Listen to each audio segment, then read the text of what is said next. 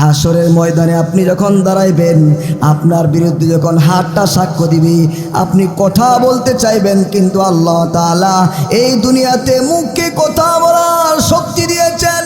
হাসরের ময়দান কোরআন বলে ওই দিন মুখ আর কথা বলতে পারবে না।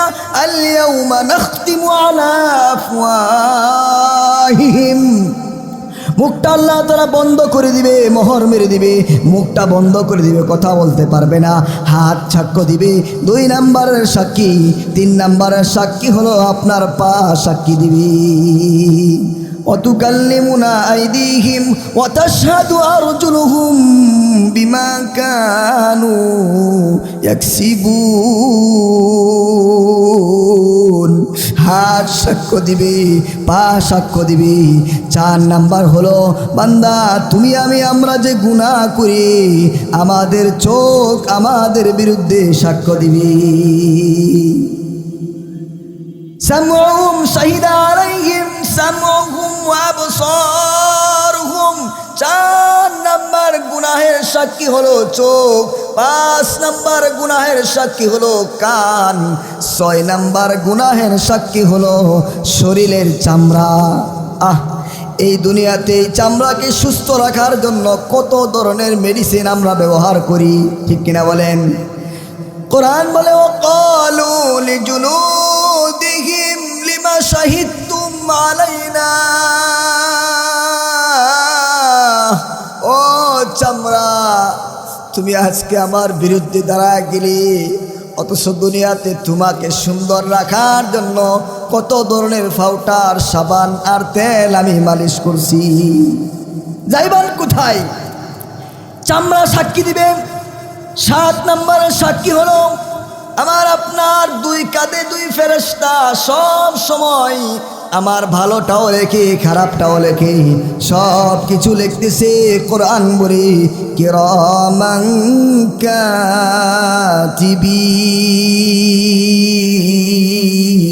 কাতিবিন। 2 কাঁধের 2 ফেরেশতা আপনার বিরুদ্ধে সাক্ষ্য দিবে।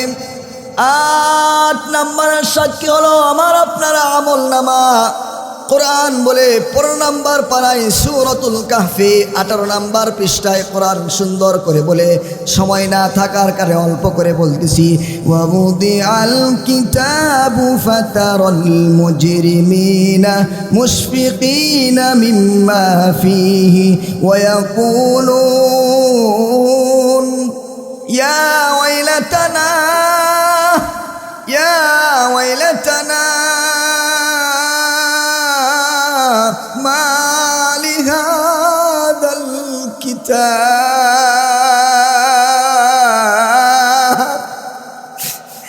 হাসরের ময়দানে যখন আমলনামা পেশ করা হবে, আমলনামা দেখে বলবি মা লিহাদাল কিতাব, এক কেমন কিতাব।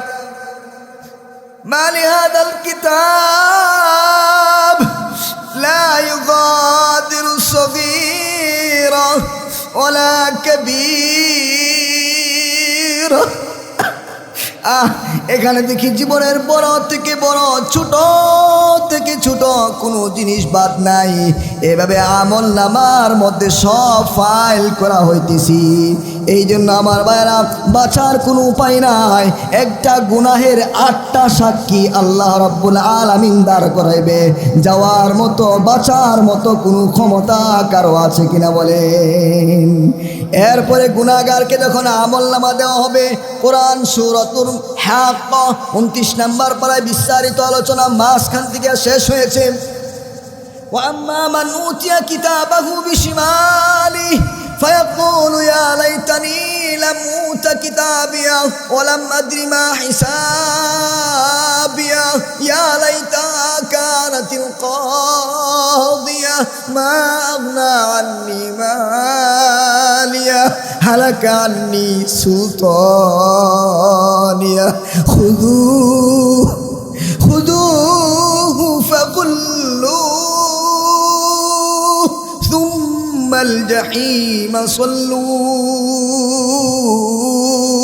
স্বাভাবিকভাবে আমলনামা হাতে দেওয়া হবে না, হাত যখন বাড়াইবে আল্লাহ বলবেন এইভাবে না, বাম হাতটাকে পিছন দিয়া নিয়া পিঠটাকে ছিদ্র করে কলিজাটা ফেরে সামনের দিকে হাতটাকে বের করে দিয়া বলবে এই নেও আমলনামা। সে চিৎকার দিয়ে দেয়া ও আল্লাহ বললাম মাদ্রিবা হিসাবিয়া, আল্লাহ আজকে যদি আমার হিসাব না নেওয়া হয়তো ইয়া লাইতাহা কানাতিল কাদিয়া মা আগনা আন্নি মালিয়া। এইভাবে সে আফসুস করবে আর বলতে থাকবে হায় আফসুস, আজকে যদি হিসাব না নেওয়া হয়তো পলানোর মতো কোনো ক্ষমতা নাই। আল্লাহ বলবেন খুযূহু ফাগুল্লু,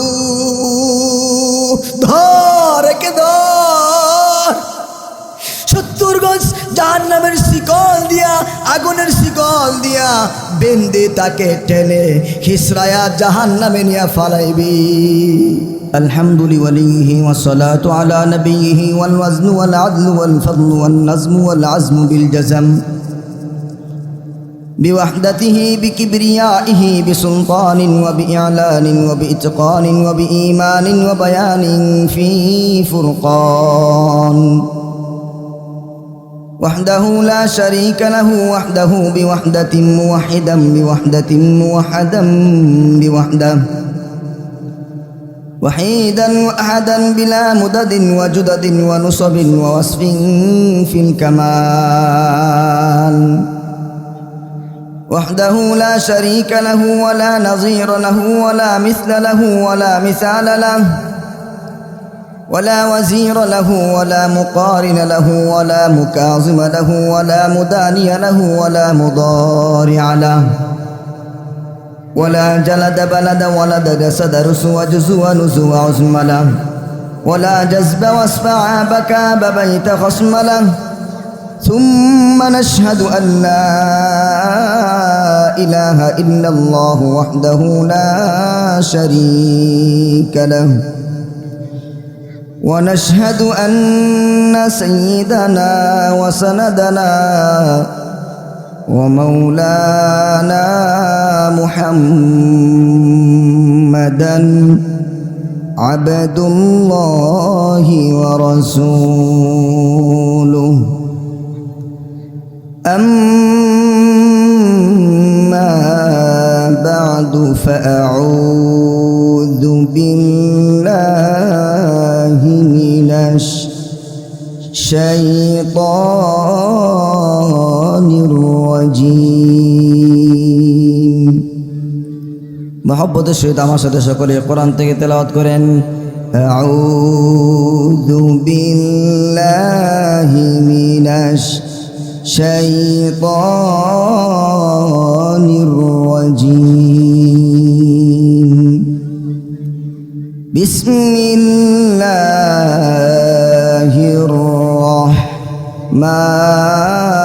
রাহমানির রাহিম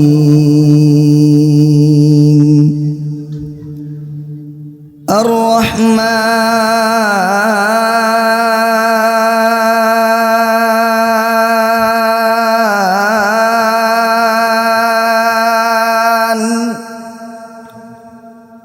আল্লামাল কুরআন খলাকাল ইনসানা আল্লামাহুল বায়ান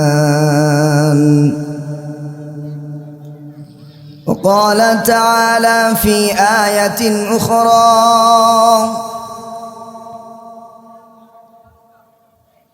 اليوم نختم على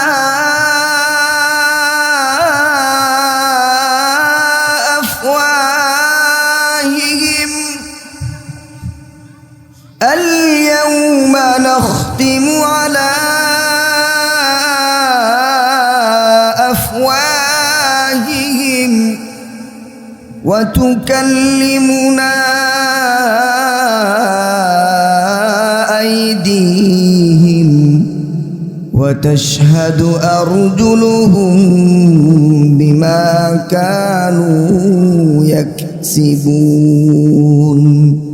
صدق الله المولانا العظيم وصدق رسوله النبي الحبيب الكريم ونحن على ذلك لمن الشاهدين والشاكرين والحمد لله رب العالمين محبت الشهد ذكر করেন لا إله إلا الله لا إله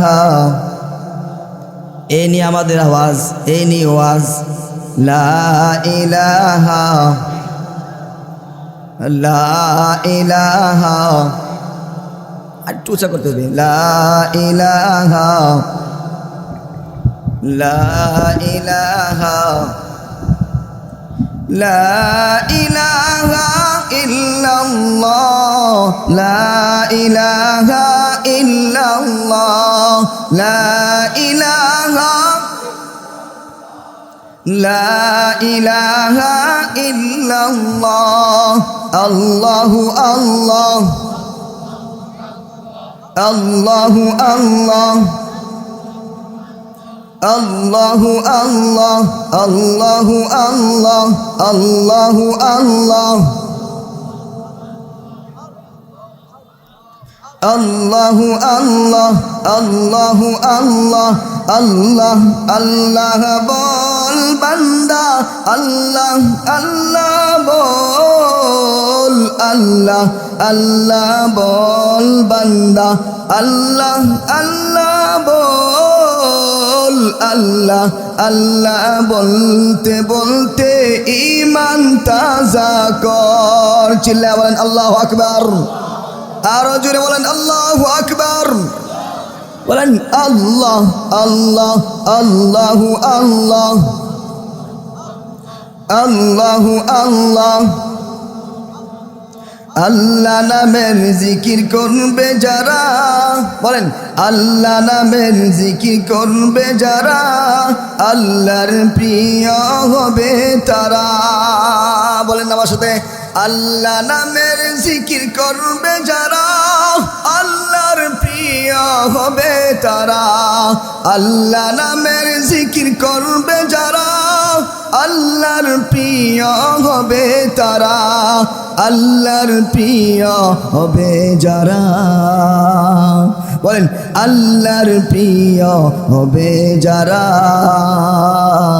জান্নাত শুধুই পাবে তারা চিল্লায়া বলেন আল্লাহু আকবার রব্বানা লাকাল হামদ হামদান কাসীরান তাইয়িবান মুবারাকান ফীহ আলহামদুলিল্লাহ মাদ্রাসাতুল হুফাজ গাজীপুর এর উদ্যোগে পঞ্চম বার্ষিক ওয়াজ ও দোয়া মাহফিলের আজকের এই আজিমুশান পাগড়ি প্রদান উপলক্ষে ওয়াজ মাহফিলের সম্মানিত সভাপতি প্রধান অতিথি দিগার ওলামায়ে কেরাম সহ আমার সামনে উপস্থিত রয়েছেন কোরআন প্রিয় কোরআন তৃষ্ণার্ত যুবক বৃদ্ধ সর্বস্তরের আমার প্রাণপ্রিয় ভাইয়েরা পর্দার আড়ালে অবস্থিত সম্মানিত মা ও বোনেরা আপনাদের সকলকে লক্ষ্য করে আমার আন্তরিক সালাম আসসালামু আলাইকুম ওয়া রাহমাতুল্লাহি ওয়া বারাকাতুহু আলহামদুলিল্লাহ আল্লাহ রাব্বুল আলামিন আমাদেরকে দুনিয়াতে পাঠিয়েছেন আল্লাহ রাব্বুল আলামিনের একটা উদ্দেশ্য আছে तमाम পৃথিবীর সব কিছু আল্লাহ রাব্বুল আলামিন বানানোর পিছনে উদ্দেশ্য এক আর আমাকে আপনাকে বানানোর পিছনে আল্লাহ রাব্বুল আলামিনের উদ্দেশ্য আরেকটা এই যে আজকে আমরা এখানে উপস্থিত হইলাম অনেকেই শুরু থেকে এখনো পর্যন্ত আছে এবং শেষ করে যাবেন এই নিয়তে বসে আছেন এটা হলো কোরআনের প্রতি তৃষ্ণা, কোরআনের প্রতি ভালোবাসার বহিঃপ্রকাশ। বলেন আলহামদুলিল্লাহ। আবার অনেকে আছেন এই আওয়াজ তার কানে যাচ্ছে কিন্তু তার কাছে বিরক্ত লাগে, জোর করেও তাকে ঢুকানো যায় না। একটা মিসাল দিলে, দৃষ্টান্ত দিলে আপনাদের কাছে বুঝে আসবে সহজে। কেউ ভিতরে ঢুকে বের হতে চায় না, আবার কেউ কাউকে জোর করেও ঢুকাইতে পারে না। এক ডাক্তার, সে তার জন্য একজন ড্রাইভার খুঁজতেছে। আলোচনার শুরুতেই দৃষ্টান্ত এই জন্য নিয়ে আসলাম যে আমাদের অনেকেই ঢুকতে চায় না, আবার আলহামদুলিল্লাহ আল্লাহর সাথে যাদের মহব্বত তারা বের হতে চায় না। বলেন সুবহানাল্লাহ। উনি নিউজ করলেন, অনেক জায়গা থেকে অনেক লোক সকল আসছে, একের পর এক ইন্টারভিউ হচ্ছে যাচ্ছে। এক পর্যায়ে একজন লোক আসলো, তার সাথে আলোচনা শেষ পর্যায়ে মোটামুটি ফাইনাল। তো পছন্দ হয়েছে, বেতন এত বেশি না, আবার কথাবার্তাও খুব চমৎকার। এবারে সে শেষ পর্যায়ে জিজ্ঞাসা করলো, তাহলে তুমি তোমার বেতন কত বলো? বলে আমার বেতনের তেমন কোনো চাহিদা নাই, তবে শর্ত একটা। বলে কি শর্ত? শর্ত হইল যখন আজান হবে তখন নামাজের জন্য আমাকে আর ধরে রাখা যাবে না। খুব গভীর মনোযোগ দিয়ে শুনবেন। যখন আজান হবে তখন আর আমাকে ধরে রাখা যাবে।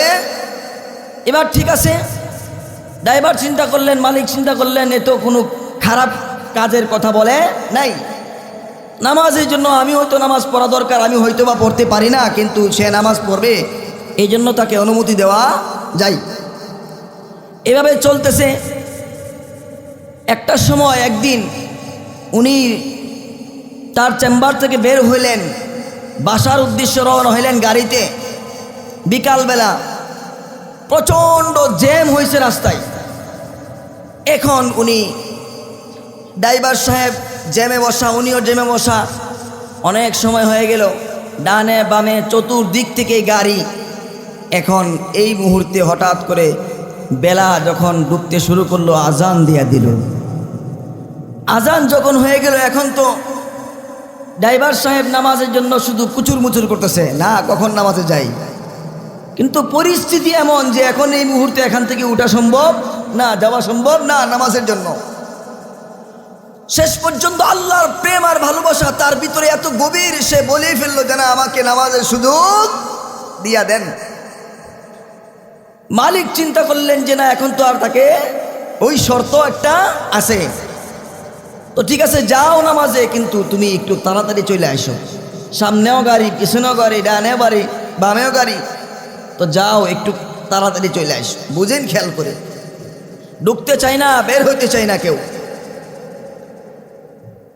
এবার সে নামাজে গেছে, ড্রাইভার সাহেব নামাজে, ডাক্তার সাহেব গাড়িতে। 10 মিনিট, 15 মিনিট, 20 মিনিট হয়ে গেল। রাগ উঠতেছে আস্তে আস্তে। 20 মিনিট লাগে মাগরিবের নামাজ পড়তে।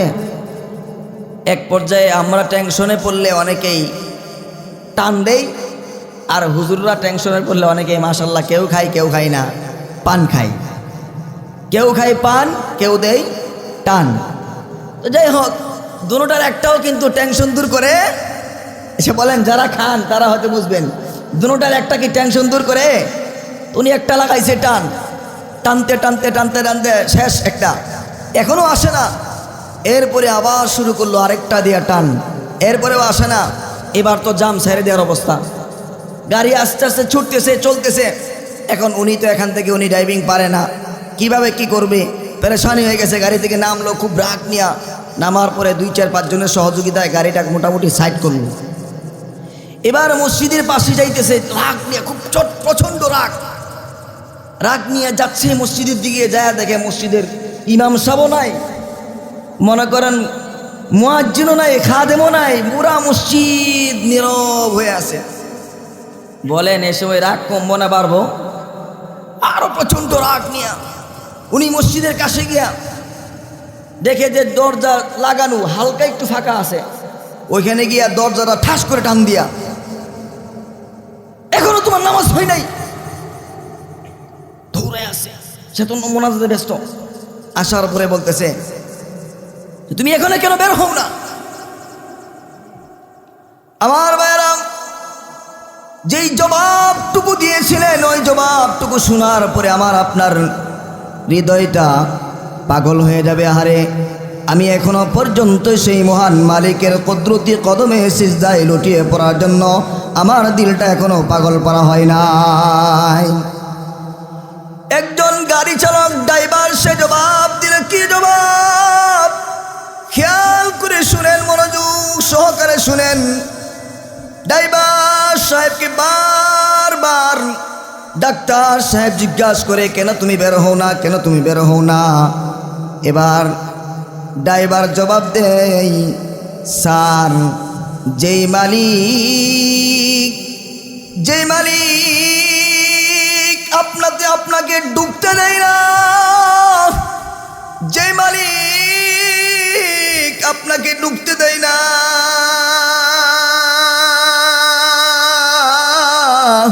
ওই মালিক তো আমাকে বের হতে দেয় না। চিল্লায়া বলেন আল্লাহু আকবার। বলতেছে, যেই মালিক আপনাকে ঢুকতে দেয় না ওই মালিক আমাকে বের হতে দেয় না। আমার ভাইরা, এই কোরআনের তিলাওয়াত এখান থেকে চলতেছে আসরের আগ থেকেই, মাগরিবের পরেও, এশার পরে উলামায়ে কেরাম একের পর এক কোরআনের আওয়াজ দিতেছি। ইমানকে মজবুত করার জন্য ইমানি বয়ান চলতেছে। কেউ মা বাবার খিদমতের কথা বলতেছে, কেউ জান্নাতের কথা বলতেছে, কেউ জাহান্নামের কথা বলতেছে। এখান থেকে আওয়াজ হইতেছে, এই জিনিসটা করো, এটা হালাল। হালাল যদি তুমি করো, হালাল রিজিক যদি তুমি খাও, জান্নাতে যাইবা। আর হারাম বর্জন করো, তাহলেও জান্নাতে যাইবা। তবে হারাম যদি খাও তাহলে তোমার ঠিকানা হবে জাহান্নাম। এই স্টেজ থেকে কোরআনের তেলাওয়াত হচ্ছে, হাদিসের বাণী যাচ্ছে আপনাদের কানে। অনেক ভাই শুরু থেকে এসে এখনো পর্যন্ত মনোযোগ সহকারে দিলের কান দিয়া শুনতেছি, চোখ থেকে পানি জড়াইতেছি আর বলতেছে, গো আল্লাহ,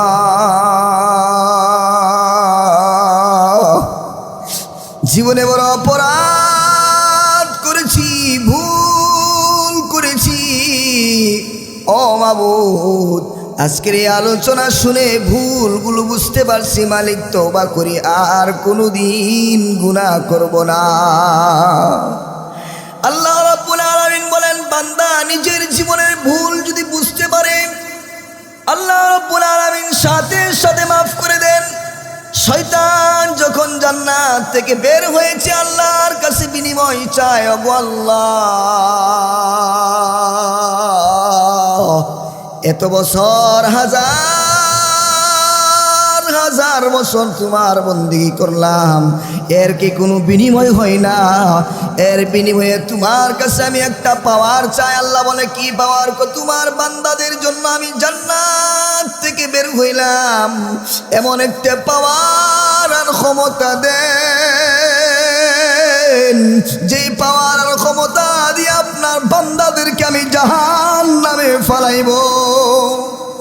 আল্লাহ রাব্বুল আলামিন বলেন, ও ইবলিস, যা, তোরে আবেদন আমি আল্লাহ মঞ্জুর করলাম, তবে যাওয়ার সময় শুনে যা। আল্লাহ কোরআনে বলেন, সুম্মা লাআতিয়ান্নাহুম মিন বাইনি আইদিহিম ওয়া মিন খালফিহিম ওয়া আন আইমানিহিম ওয়া আন শামাইলিহিম।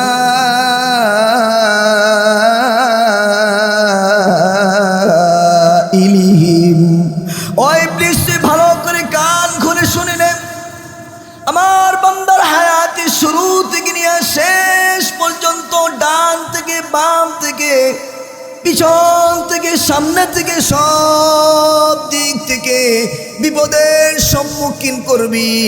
আমার বান্দা যদি কোনোদিন নিচের দিকে ভুলগুলো বুঝতে পেরে এরপরে উপরের দিকে দুইটা হাত উঠায় আমি মালিকের কাছে বলে, ওগো আল্লাহ, ওগো আল্লাহ,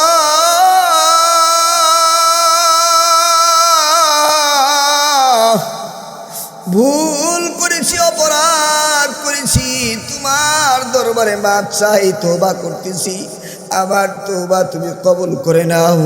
আল্লাহ বলেন, ও শয়তান শুনে নে, আমি আল্লাহ আমার বান্দার তামাম জীবনের সব অপরাধগুলো আমি আল্লাহ আমার বান্দার চোখের পানি গালবে পড়ার আগে আগে আমি আল্লাহ তাকে মাফ করে দিব। জুড়ে বলেন সুবহানাল্লাহ। আমার ভাইরা শুধু কি তাই? খেয়াল করে বুঝেন, আল্লাহ বলেন দুনিয়ার অপরাধীদেরকে মানুষ খুঁজে খুঁজে বের করে আমি আল্লাহ আমার কাছে যারা অপরাধী আমি আল্লাহ প্রতিদিন রাতের বেলা ডাকি আর বলি, আয় আয় আয় বান্দা আয়। আরে খেয়াল করে দেখেন, হযরতে নূহ আলাইহিস সালাম পিতার প্রতি সন্তানের কি পরিমাণ দরদ আর মায়ার ভালোবাসা। এই যে আব্বা জানেরা এখানে বসে আছেন, নিচে অনেক বাবারা বসে আছেন, সন্তানের মায়ায় এমন অনেক বাবা আছে নিজের ঘর বাড়ি বিটা পর্যন্ত বিক্রি করে দেয়, ঠিক কিনা বলেন? সন্তানের মায়ার কারণে সন্তানের সুন্দর ভবিষ্যতের দিকে খেয়াল করে অনেক বাবা নিজের জীবনের সব কিছু বিলীন করে দিয়া সন্তানকে মানুষের মতো মানুষ করে 3 বেলার মধ্যে 1 বেলা খায়।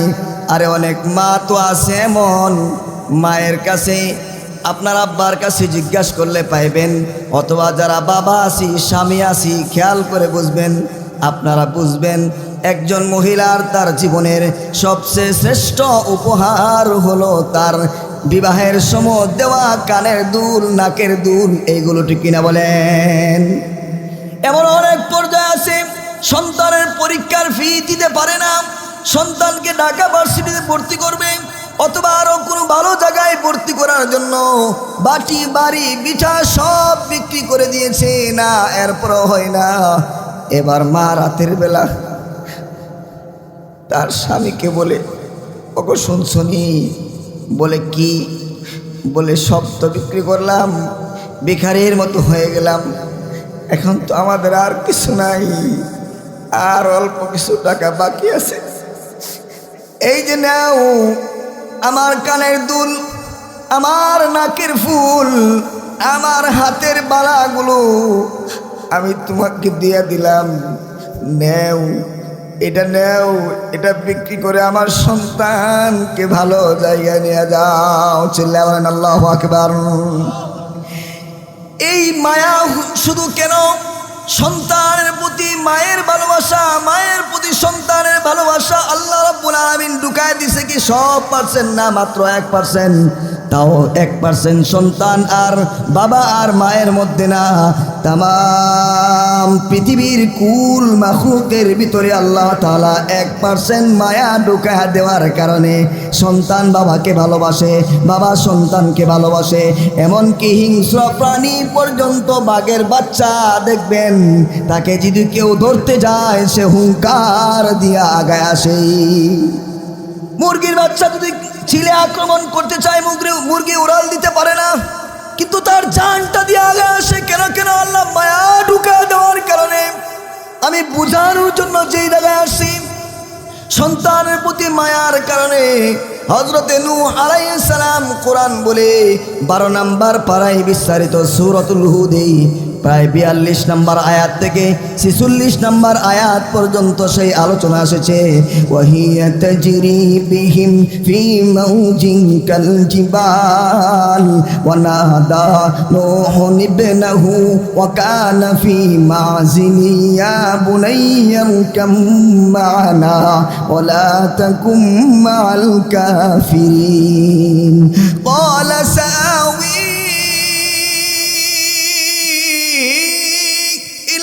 جبل يعصمني من الماء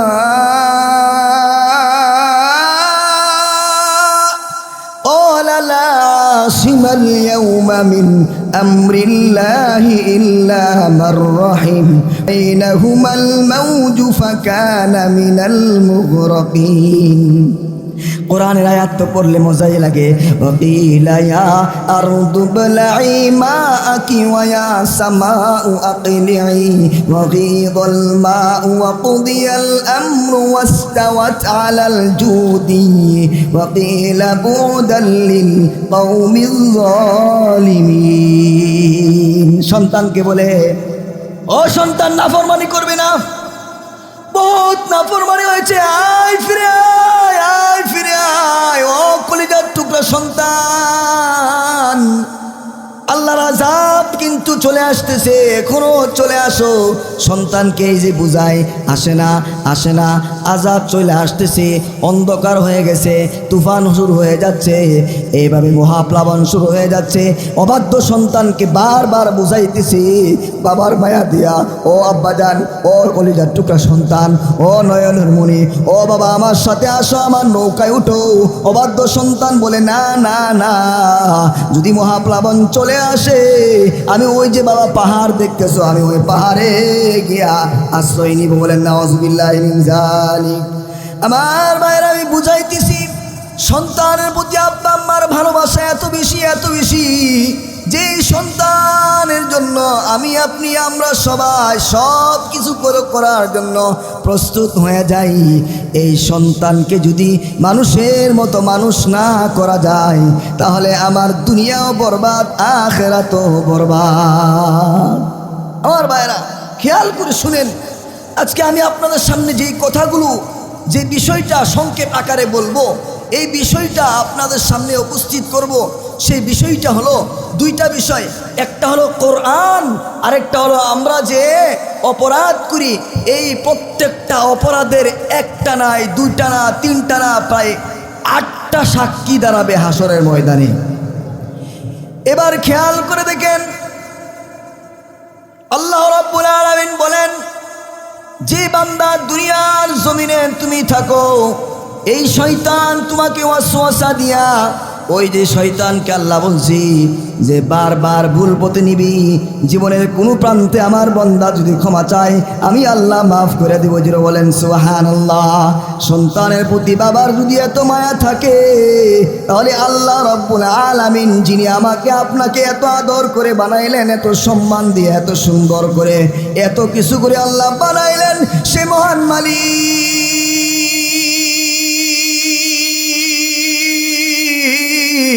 বলেন, ও বান্দা, তওবা করার পরে আমি আল্লাহ তোকে শুধু মাফ করে দেই তাই না, আমি আল্লাহ তোর গুনার পাহাড়টাকে আমি আল্লাহ সওয়াবে পরিণত করে দেই। জোরে বলেন সুবহানাল্লাহ।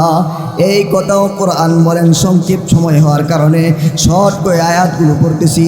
ইল্লা মান তাবা ওয়া আমানা ওয়া আমিলা আমালান সলিহা ফাউলাইকা ইউবাদদিলুল্লাহু সাইয়্যাতিহিম হাসানাত। চিল্লায় বলেন আল্লাহু আকবার। আল্লাহ বলেন, সবগুলোকে আমি আল্লাহ আমলের এই গুনার পাহাড়টাকে সওয়াবে পরিণত করে দেয়। জোরে বলেন সুবহানাল্লাহ। আল্লাহ তাআলা সব সময় ডাকে।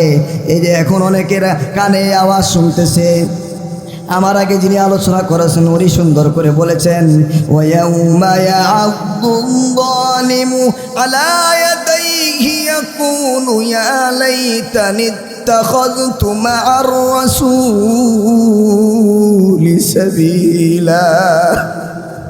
ওই হাসরের ময়দানে অনেক কাফেররা, যদিও কাফেরদের সম্পর্কে আয়াতটা সবাই আফসোস করবে আর বলবে, হায় আফসোস,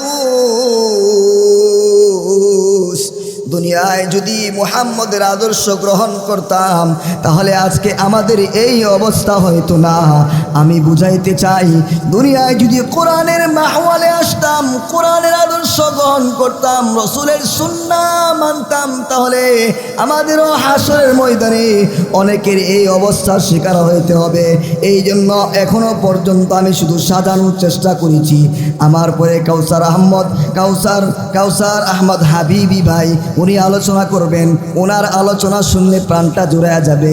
আমি আপনাদেরকে শুধু গুছানোর জন্য বলতেছি, একজনও উঠবেন না, কারণ কোরআনের তৃষ্ণা, কোরআনের ভালোবাসা, কোরআনের পরিচয় আমি জানি না। কোরআনের পরিচয় আমি যদি জানতাম, এই কোরআন থেকে শুনেন, কোরআনকে যদি জিজ্ঞাসা করা হয়, ও কোরআন তুমি কোথায় থেকে আসছো, সংক্ষেপ করে বলি, কোরআন জবাব দেই, নাযালা বিহির রূহুল আমিন।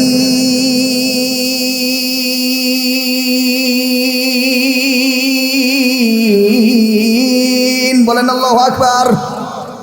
কোরআন বলে আমি পৃথিবীর মহান রব্বে কারীমের পক্ষ থেকে আমি আগমন করেছি। এবার কোরআনকে প্রশ্ন করেন, ও কোরআন তুমি কেন আসলো, কার মাধ্যমে আসলা?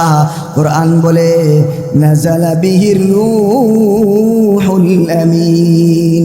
আগের আয়াত ছিল তানজিলুম মির রাব্বিল আলামিন। আমি মহান পৃথিবীর মহাপ্রতিপালক আল্লাহর পক্ষ থেকে এসেছি।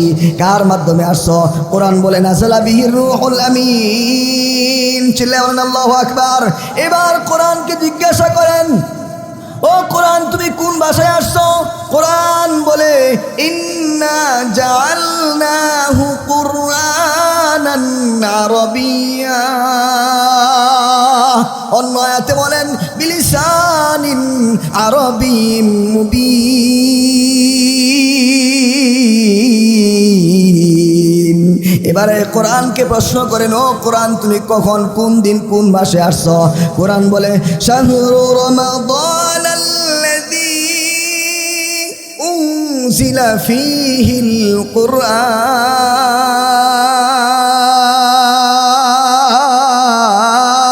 বলেন আল্লাহু আকবার। কোরআন বলে আমি রমজান মাসে আসছি। কই কোন রাত্রে আসো? কোরআন জবাব দেই, বানায়া করা বলার কোনো দরকার নাই।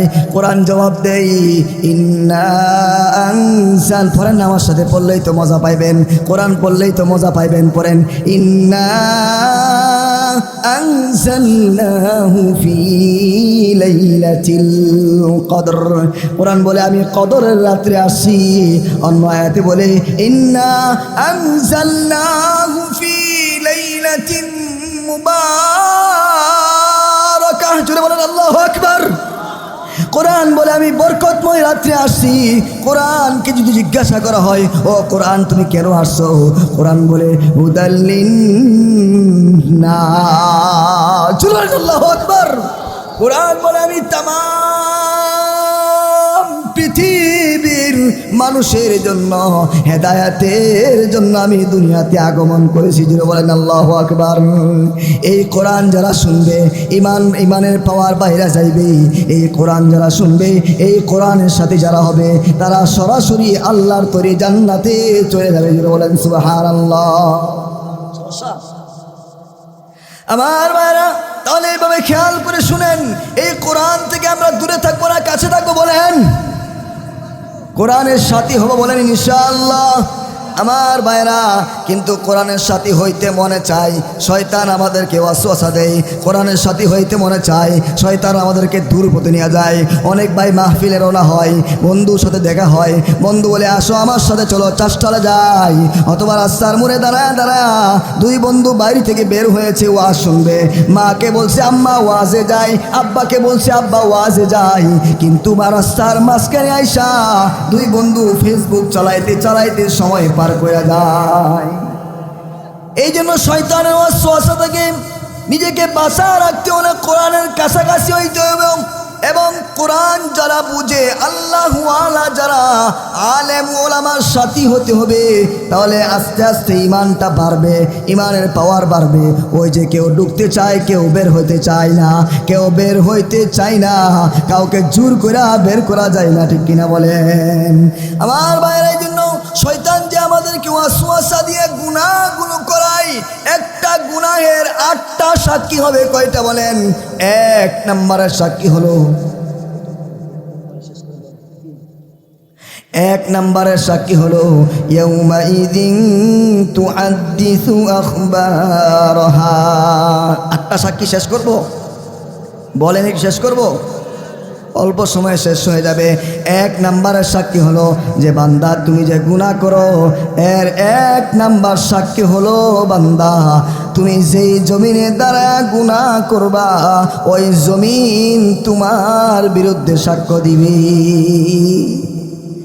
এখন তোমার যদি ক্ষমতা থাকে, আমার যদি ক্ষমতা থাকে, আমাদের কারো যদি ক্ষমতা থাকে, আল্লাহ বলেন আমার জমিন থেকে পাড়া গিয়া পৃথিবীর অন্য কোথাও গিয়া তুমি গুনাহ করো, ইয়া মাশারাল জিন্নি ওয়াল ইনসি ইন ইসতাতাতুম আন তানফুযু মিন আকতারিস সামাওয়াতি ওয়াল আরদি ফানফুযু লা তানফুযুনা ইল্লা বিসুলতান ফাবিআইয়ি আলাই রাব্বিকুমা তুকাযযিবান।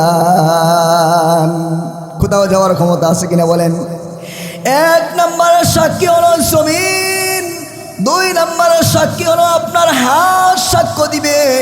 যে হাত দিয়ে আপনি দুনিয়াতে গুনার কাজ করছেন, এই হাত সাক্ষ্য দিবি।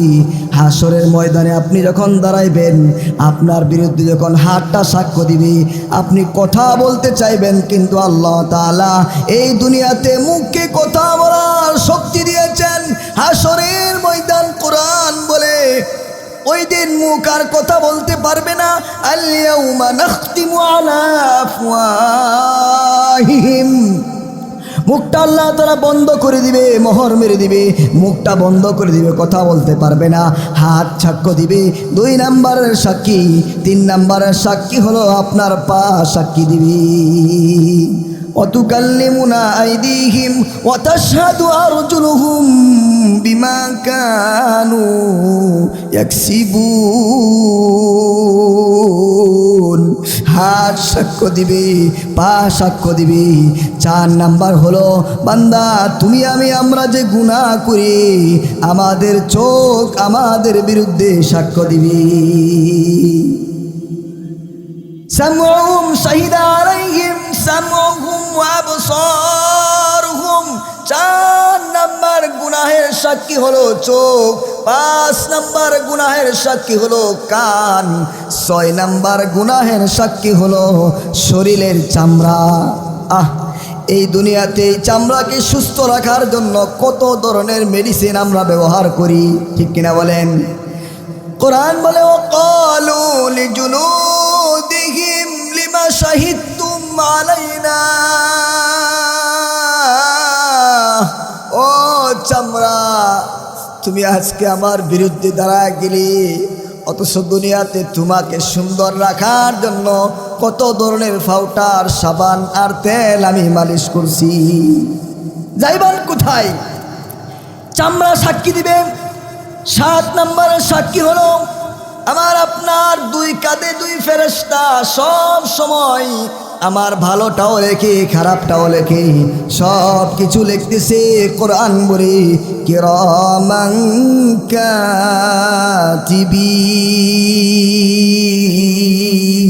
কাতিবিন।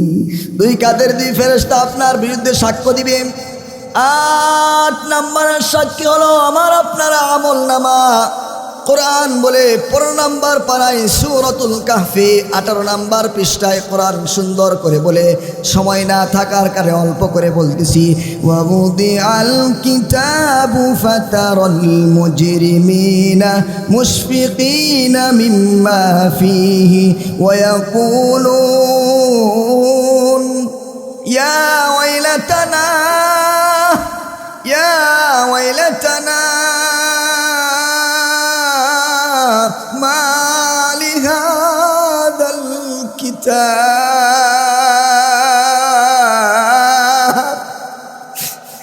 হাসরের ময়দানে যখন আমলনামা পেশ করা হবে, আমলনামা দেখে বলবি মা লিহাদাল কিতাব, এ কেমন কিতাব, মা লিহাদাল কিতাব লা ইউগাদিরু সগীরা ওয়ালা কাবীরা। এখানে দেখি জীবনের বড় থেকে বড়, ছোট থেকে ছোট কোনো জিনিস বাদ নাই। এভাবে আমল নামার মধ্যে সব ফাইল করা হইতেছি। এই জন্য আমার ভাইরা, বাঁচার কোনো উপায় নাই। একটা গুনাহের 8টা সাক্ষী আল্লাহ রাব্বুল আলামিন দাঁড় করাইবে। যাওয়ার মতো, বাঁচার মতো কোনো ক্ষমতা কারো আছে কিনা বলেন? এরপরে গুনাহগারকে যখন আমল নামা দেওয়া হবে, কোরআন সূরাতুল হাক্কা 29 নম্বর পারায় বিস্তারিত আলোচনা মাঝখান থেকে শেষ হয়েছে। ওয়াম্মা মান উতিয়া কিতাবাহু বিশিমালিহি ফায়াকুলু ইয়া লাইতানি লাম উতা কিতাবিয়া ওয়া লাম আদরি মা হিসাবিয়া ইয়া লাইতা কানাতিল কাদিয়া মা আগনা আন্নি মালিয়া হালাকা আন্নি সুলতানিয়া খুযুহু ফাকুল্লুহু সুম্মাল জাহিম সাল্লুহু। স্বাভাবিকভাবে আমল নামা হাতে দেওয়া হবে না। হাত যখন বাড়াইবে আল্লাহ বলবেন এইভাবে না, বাম হাতটাকে বিছন দিয়া নিয়া পিঠটাকে ছিদ্র করে কলিজাটা ফেরে সামনের দিকে হাতটাকে বের করে দিয়া বলবে এই নেও আমল নামা।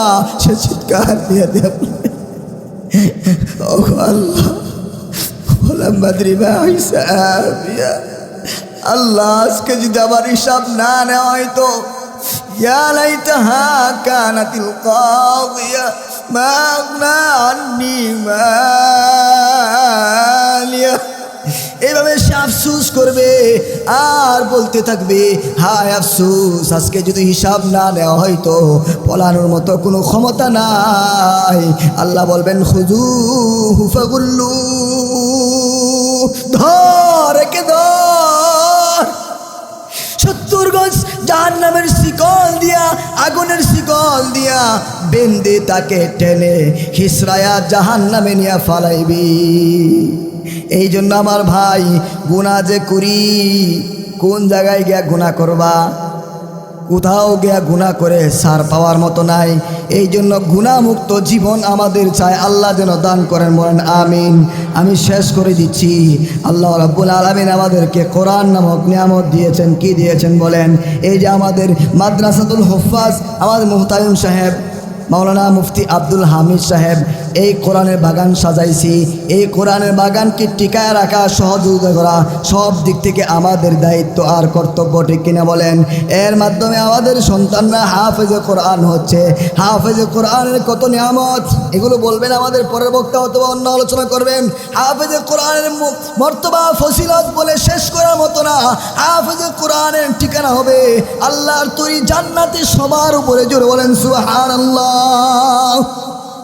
এই জন্য খুব খেয়াল করি, আমাদের যাদের সন্তান হাফেজ হয়েছে, হাসরের ময়দানে সবাই পাগলের মতো দৌড়াইবে। দৌড়াইতে দৌড়াইতে দৌড়াইতে হঠাৎ করে গিয়ে তাকায় দেখবে এইভাবে সুন্দর সুন্দর কত চমৎকার চেয়ারের মধ্যে সুঠাম দেহের অধিকারী সুন্দর করে বসে আছে। কোনো চেহারায় চাপ নাই, চিন্তা নাই, পেরেশানি নাই। তবে আপনারা কারা গো? বলে আপনারা কারা? জবাব দেয় আমাদেরকে আল্লাহ রাব্বুল আলামিন দুনিয়ায় সন্তান দিয়েছিলেন, আপনাদেরকেও সন্তান দিয়েছিলেন।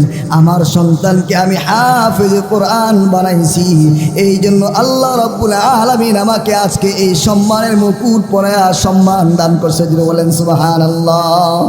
শুধু তাই, হাফেজ কোরআনের বাবা যখন যাইবে, এই যে কাউন্সিলর অথবা মন্ত্রী এমপি মিনিস্টাররা যখন আসে, ডানে বামে গাড়ি আর কত বডিগার্ড থাকে। আর আল্লাহ বলেন দুনিয়া থেকে যখন হাফেজ কোরআন বিদায় হইবে, আল্লাহ বলেন দুনিয়া থেকে, আসমান থেকে, একেবারে দুনিয়ার জমিন থেকে নিয়ে আরশ পর্যন্ত আমি আল্লাহ ফেরেশতাদের বহর দিয়ে স্বাগতম করে আনবো। বলেন সুবহানাল্লাহ। শুধু তাই, হাফেজে কোরআনের কি মর্যাদায়, সে তো অনেক বেশি। হাফেজে কোরআনের আব্বা আর আম্মা যখন জান্নাতে ঢুকবে, কত কোটি, একজন আলোচক বলেছেন প্রায় 4,90,00,000 ফেরেশতা দাঁড়ায় বলবে, সালাম জানাবে, আহলান সাহলান মারহাবা, বলেন আহলান সাহলান মারহাবা। এভাবে হাফেজে কোরআনের আব্বা হইতে মনে চাইতো। হ্যাঁ, আল্লাহ যেন আমাদের এই মাদ্রাসাকে সর্বোচ্চ মহব্বত করে ইমানি দায়িত্ব নিয়ে আমরা সবসময় মাদ্রাসার সামনে থাকবো, বলেন ইনশাআল্লাহ। এবং আল্লাহ যেন আমাদের সবাইকে একজন নেক সন্তানের আব্বা বানান, হাফেজে কোরআন সন্তানের আব্বা বানান, আলেমে দ্বীনের সন্তানের আব্বা বানান। সকলে বলেন আমিন।